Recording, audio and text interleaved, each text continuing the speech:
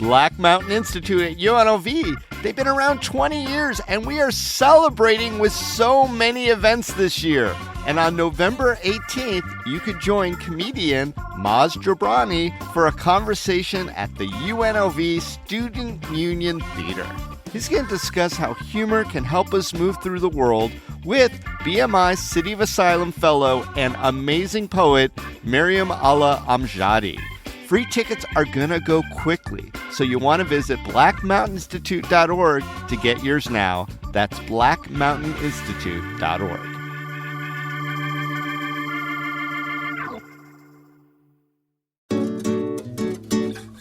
Chilly days are here, so take it easy on your landscape watering. The mandatory watering schedule is in effect November through February. You can water grass, plants, and trees, but only one assigned day a week. You know, your grass can thrive with less water during the colder months, and your drip-irrigated plants and trees, well, they could do even better with watering only once every 7 to 14 days. For more winter watering tips and to find your assigned watering day, visit snwa.com. SNWA is a not-for-profit water agency.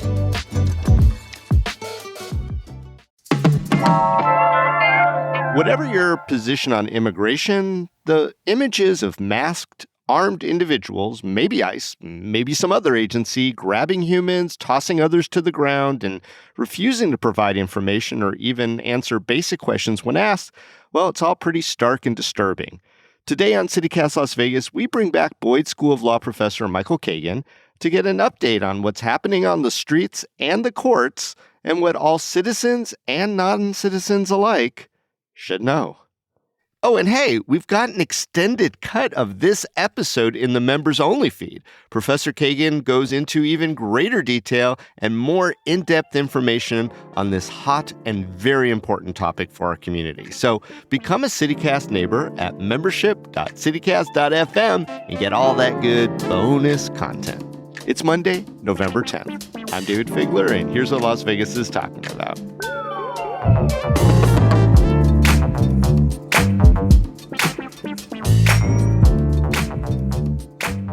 Professor Kagan, we keep seeing these videos of very physical confrontations, bystanders getting involved as well with ICE from all over the country.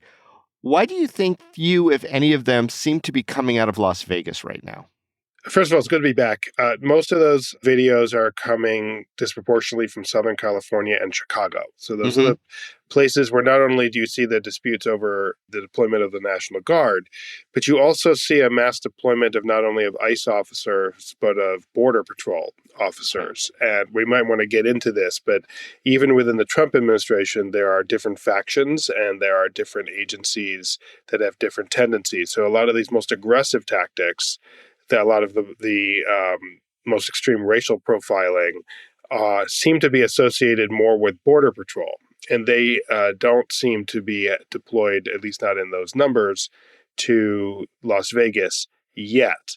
Though we are seeing some signs that could change. We don't know, but there are some worrying signs. So I think what are those signs? Yeah. Change in leadership. So there has been a national purge in ICE leadership around the country of ICE regional offices, where ICE directors of field offices have been replaced by people who come from Border Patrol, people who seem, based on the reporting by journalists, to be disciples of this guy, Gregory Bovino, who's been kind of the face of some of these most aggressive tactics. Yeah. He's the one who likes to stand on top of trucks and pose as if he's a commander of troops in World War II.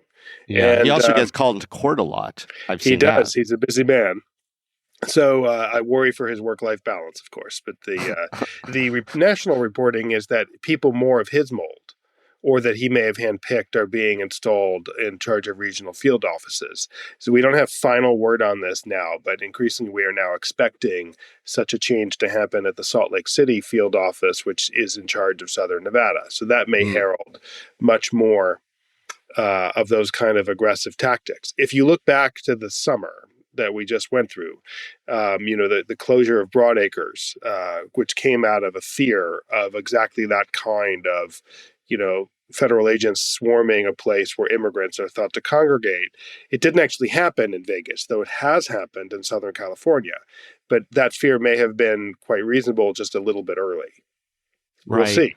I hope that the fear is completely unfounded, but right now it looks like things are going to get worse in the foreseeable future. Besides this change of leadership and maybe some of the rhetoric, have you heard of any examples in our streets here in Southern Nevada that give you pause to think maybe it is only a matter of time when Las Vegas joins those lists of cities under, well, I'm just going to call it ICE siege, because that seems to be what's going on. There's definitely more ICE activity, although it still tends to be one-off arrests. But we see a lot more ICE pulling up and arresting people outside their homes more than we used to see, and the numbers are going up. So the ICE, actually, the Trump administration has been notably non-transparent about arrest numbers and deportation numbers, but they do report detention numbers. So that's the best thing to follow. At the end of September, there were about 10% more people detained in Southern Nevada than there had been in July. So we have a pretty rapid, pretty steady increase. You wouldn't want to gain weight at that rate, right? So a pretty steady increase that we anticipate just growing because they have tons of money to build out more detention space. And with that, the more people they detain, the fewer of them have serious criminal records. So it's over 70% have no criminal convictions. Those who have criminal convictions or those who have pending cases tend to be lower level things as well. So it is definitely not going after the worst of the worst. But that narrative, does it still persist, especially all the way to the top? I'm thinking about the head of Homeland Security, Kristi Noem.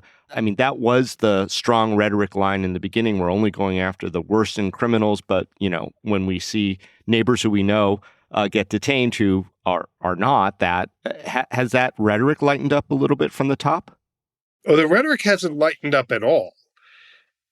We actually had a case in the UNLV immigration clinic that my students represented of a man who had been charged with some very serious crimes and been acquitted by a jury. Oh, okay. But that didn't matter.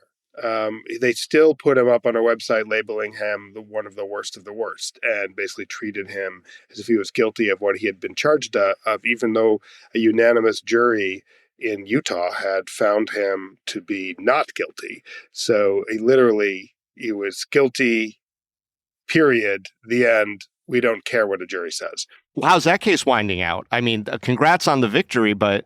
I'm proud to say for my students that he is back home with his family where he belongs. And we might want to talk about some of the court battles that are related to that case. And what we are seeing this year is, with an attempt at mass deportation comes mass detention. So the Trump administration isn't just trying to take people out of the country, it's trying to lock them up and throw away the key. And I think the real reason they want to do that is to get people to give up. And we see this in our work all the time, that people who have cases they could defend in court, they just can't bear it in there and will tell us, if I can't get out by next week or 2 weeks from now, I just can't handle this anymore. And they just give up. That's what they want. But a lot of that mass detention is probably illegal.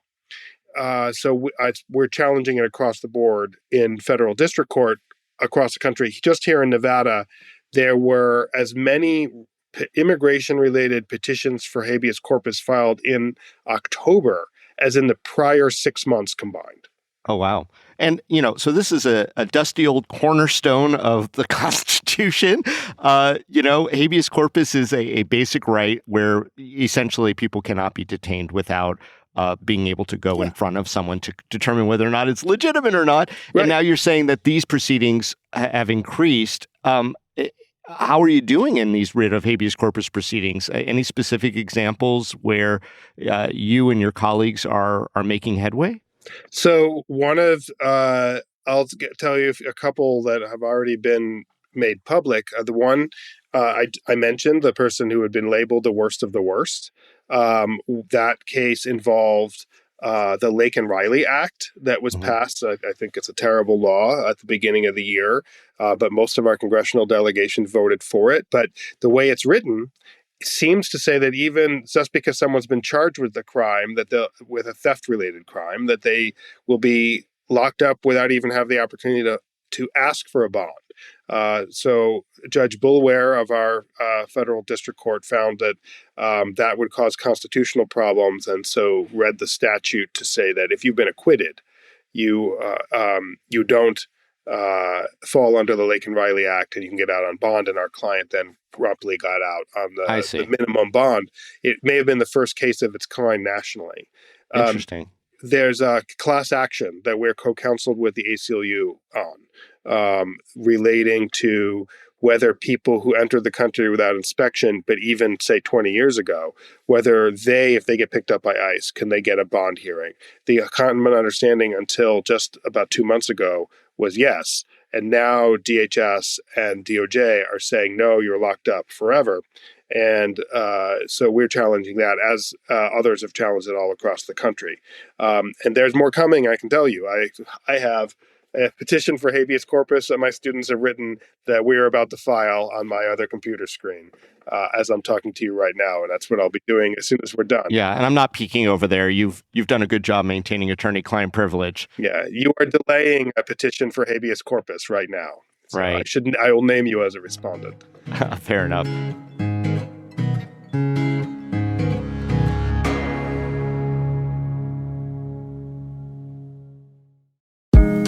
The super famous, family-friendly sketch comedy group JK Studios is coming to Las Vegas. It's November 15th at 7 p.m. at the UNLV Performing Arts Center. This is the group that started Studio C 12 years ago out of BYU and became an internet sensation. They also brought you the movie Go West and classic sketches like Scott Sterling, The Crayon Song, and Lobster Bisque. Do yourself a favor and check those out on YouTube. Right now, you can use the promo code FAM15 to get 15% off of tickets to their first Las Vegas show. It's the perfect comedy performance for families with kids ages 5 and up, where you'll see hilarious new sketches and a wicked Harry Potter mashup musical that's sure to delight. Visit jkstudios.com to find tickets to their show on November 15th and see all of their upcoming tour dates around the country. What better way to light up your holiday season than with a 50% off admission to the Neon Museum? Yeah, you'll get that at the Mecca of Illumination just by booking in person with your Nevada ID. Half off to explore Vegas history through the glow of vintage neon signs, many of which have been painstakingly and beautifully restored. Just swing by the box office, show your Nevada ID, and you're in. 1 ticket per valid ID. No promo codes, no online hoops to jump through, just a classic old-school locals first deal. And now it's extended through December 31st, so the perfect time to start a new tradition surrounded by glowing vintage Vegas signs.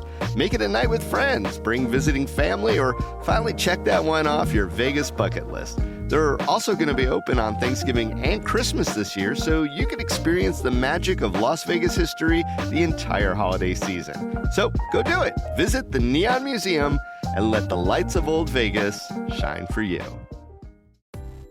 You know, when most of us want to learn a new language, it's not because we're dying to memorize grammar tables or ace a quiz. It's because we actually want to speak it out in the real world with real people. And that's what Babbel is great at. Getting you there, fast. Hey, it's Michael Zibiak, Chief Revenue Officer here at CityCast. My daughter's a senior in high school, and after graduation, we're taking a father-daughter trip to Spain. And right now, my Spanish is, let's just say, very high school level. Shout out to Senior Patty from Syosset High School. You tried. When we're in Spain, I'd love to do more than just ask where the bathroom is. I want to be able to chat with locals, order tapas, and actually connect, not just read the menu and point. So I'm starting with Babbel. It's all about small steps, big wins, and it's super easy to fit into my life.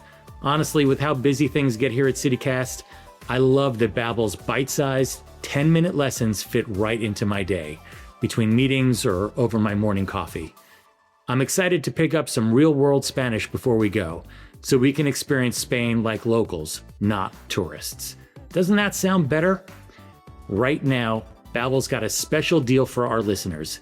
Get up to 55% off your subscription at babbel.com/CityCast. That's BABBEL.com/CityCast for up to 55% off. Rules and restrictions may apply. Gracias and adios. What are some stories maybe?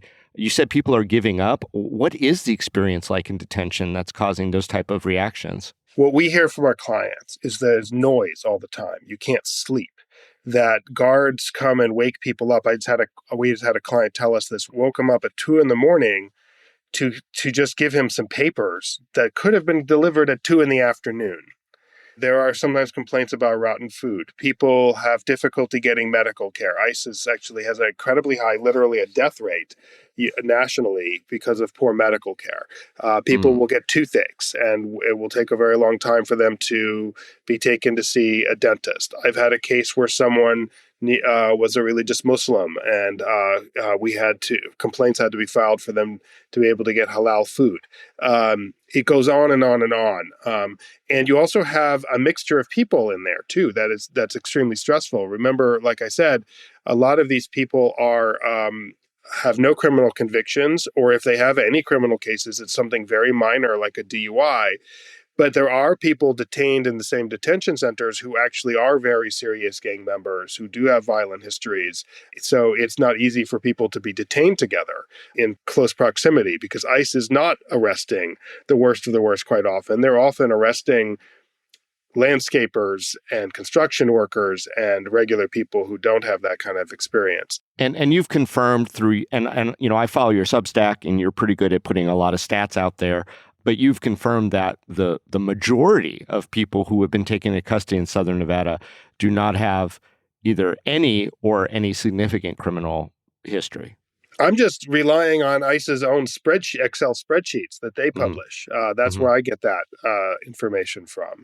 But it's over half. It's hard to read, but once you figure out how they record it, and they've got an explanation on the back of the spreadsheet that tells you what the codes mean, it's pretty self-explanatory. Got it. And when you're talking about these conditions, you're saying that these do exist here in the facilities. We're talking about Henderson, Pahrump. Henderson Detention Center and Nevada Southern Detention Center. Look, we represent a wide range of people, some of whom, I would feel very comfortable like you being my neighbors. And we do represent people who have serious criminal convictions, because everyone has a right to due process in the United States. And our clients will always say they were treated better as violent felons in the Nevada Department of Corrections. For those who were violent felons. Yes, for those who were. Right. I've had very, very small number of the people detained by ICE, but they do exist. And but the experience that they've had, a lot of those folks, I think, if they had the option, would go back to the Nevada Department of Corrections, rather than stay in ICE detention. Yeah, no, I hear that with my former clients as well. I mean, there's something about temporary housing that hits a lot differently than, a little longer term like we see in the prison system, even though that's not great. It's just a warehouse for humans. Yeah. Well, let me ask you, how do you see the community reacting to these sort of changes, or the new status quo upon the new status quo of ICE activities in Las Vegas? I think that there's a great deal of alarm and concern about it, and I don't think people want this here. I think most people, even people who voted for Trump last year, thought that it should only be targeting the criminals, and I think that was a common understanding. We can debate whether that was a reasonable understanding or not, but I think a lot of people convinced themselves of that. And I think that you can see, say it's like the No Kings protests, of the number of people who chose to make immigration the focus of the signs that they wrote. And I can see on campus the amount of concern that I'm hearing from faculty, from students about immigrant students. And it hits really close to home here at UNLV. We have immigrant students. And I like to say that the greatest celebration of immigrant success that I get to see on a regular basis is UNLV graduation every day. The tears of happiness from parents about their first generation kids getting their diploma is just, if that can't make you feel proud of this country, I don't know what can. People know that it affects the student sitting next to them. and it hits people really hard. And I don't think people really imagined or took seriously that that kind of person would be targeted. But here we are. And so it's up to all of us, because our institutions are retreating and going more invisible out of fear. So I think it's up to us as individuals to stand up and say, you want to get my neighbor, you come through me. Yeah. There was a recent United States Supreme Court proceeding that seemed to, at least for the time being, allow racial profiling to stop and even detain people. What is the status of that, and how has that affected our community? Right. So that's the Perdomo case. And that was actually about border patrol, aggressive border patrol operations, the types of things we still see, like just grabbing people in Walmart or Home Depot parking lots, or just questioning them. Mm-hmm. And yeah, it's a terrible decision that mostly unexplained. Justice Kavanaugh is the only one who gave reasoning, and he basically seemed to be very cavalier that what's the big deal with being stopped because you look Latino? Of course, it doesn't happen to Brett Kavanaugh. But no mistake there. Yeah, and he's safe for now. He's safe, and he also thought, like, well, and if you have papers, it'll only be brief. But we also see people are being held overnight. The other day, a toddler was taken by Border Patrol agents in the Los Angeles area. It's really awful, and that's where, if we see less targeted arrests expand in Las Vegas, say with Border Patrol command of ICE operations, I'm worried we'll see even more of that here. We've already seen some isolated reports that we get that at least are suggestive of some kind of racial profiling, like of a group of landscapers being pulled over, and it's not really clear, why'd you pull these guys over? Got it. We've asked you this before on this podcast, Professor Kagan, but I think it's worthy of an update. What should people who are fearful of arrest because of the way that they present, or, any other number of reasons, who are watching others be arrested, what should they be doing before ICE comes a call-in, or even after they are interacting with a lawyer, So first of all, let me address people like you and me, who are a lot less likely to be the ones directly arrested. It is extremely valuable to be a witness. The videos of what's happening have been very powerful. They can be used in court. They also are important for informing the public about what our government is doing, because politics still matters and public opinion still matters. And so videotaping from a safe distance, do not get into physically in the way of the officer. You can talk. You can actually say anything you want, but don't get physically in the way, but videotape. And but for people to know a phone number to call if they're detained is extremely important. For their family to have access to their documents that can be passed to a lawyer as quickly as possible is important. I can't tell you, in our cases are delayed quite often because it's extremely difficult to get the documentation that we need, sometimes just to give people basic advice about what their options are. And sometimes we have trouble getting the documents that we need to file in court. It's a kind of micro civil rights violation, but one of my colleagues and I call it, but it's and really can slow down the process of litigating for people. So holding documents and having them ready for a lawyer is incredibly important. And unfortunately, a lot of people don't have that, and that makes it a lot harder.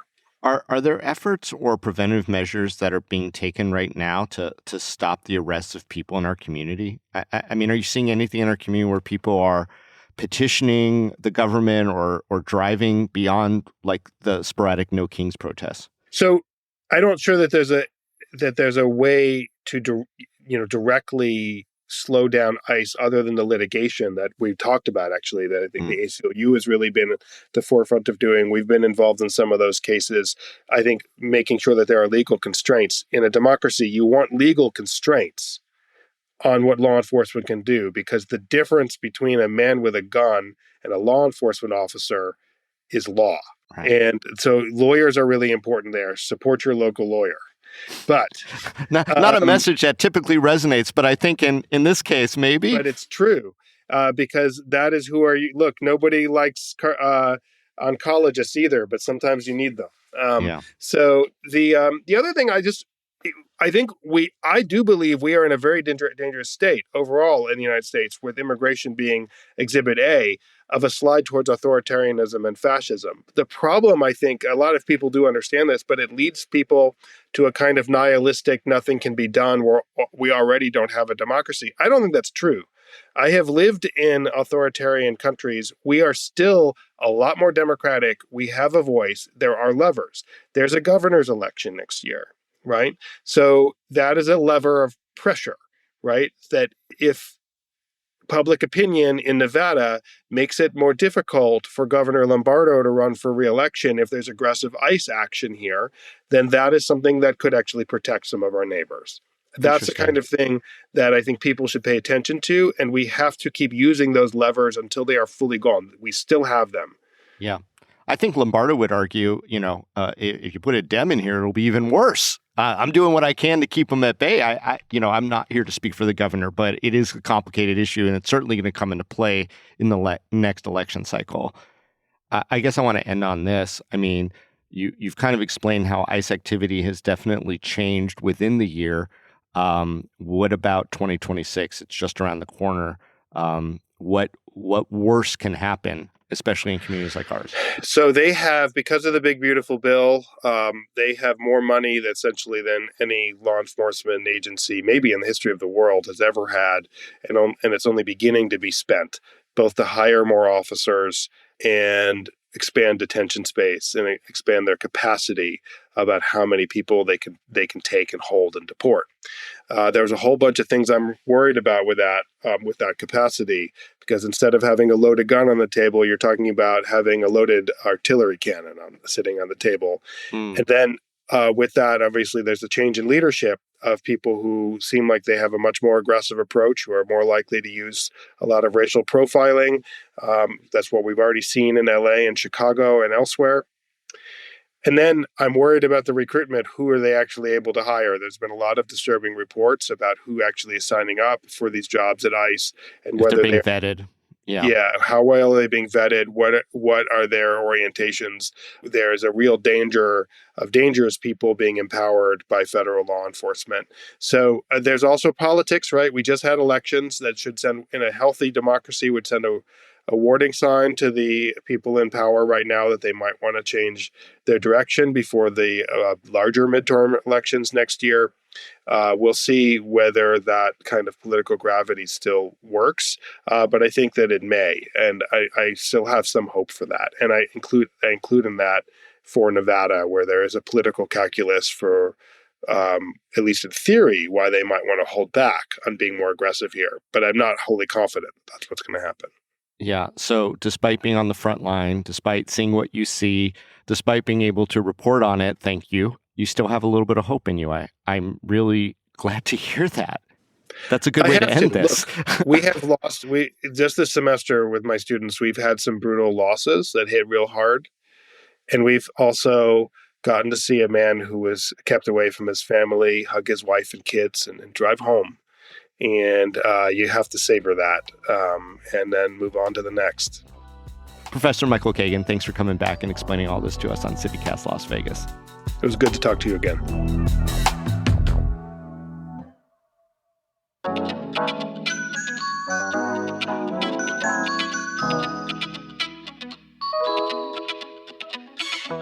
And that's all for today here on CityCast Las Vegas. If you enjoyed the show, you could go tell a friend, rate the show, leave us a review, tell us how we're doing, please, and subscribe to our morning newsletter. Don't forget, you could support this show and get some great perks by becoming a CityCast Las Vegas neighbor at membership.citycast.fm. We'll be back tomorrow morning with more news from around the valley. Till then, stay lucky.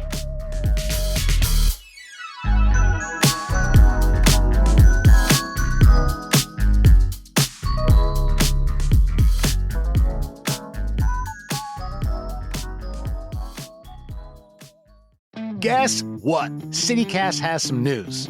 I'm Sean McPherson, the host of CityCast Twin Cities. And I'm Jane Sihu, and I'm the host of CityCast Seattle. Hey, if you have a friend in one of our cities, can you text them for us? Yeah, something, simple like, hey, how's that rash doing? And do you listen to podcasts? Because I have one you're definitely going to like. After that, tell them that CityCast has helped you become more informed, more involved, and more connected to your amazing city. We're going to help that person you know in Seattle who's been trying to make friends. And we're also going to do that for that guy you only kind of knew in college who moved back to the Twin Cities after graduation. Don't we all have that guy? Yeah, and usually that guy is named Todd. So did you text them yet? Jane, let's just wait a minute. We don't want to rush anybody. We'll do a little small talk. How's everything going in Seattle? Beautiful, beautiful. Fall leaves popping. How about Twin Cities? Today, beautiful and sunshiny in St. Paul. Okay, Jane, I bet they are done texting by now, and I just want to remind them, hey, you, please tell that friend to subscribe to CityCast Twin Cities or Seattle, wherever you get your podcasts. Or if you don't want to text them and you're really just on Instagram sending them DMs all the time with like funny videos, send them a DM of our latest videos. You can find us at CityCast Twin Cities or CityCast Seattle on Instagram. Thanks.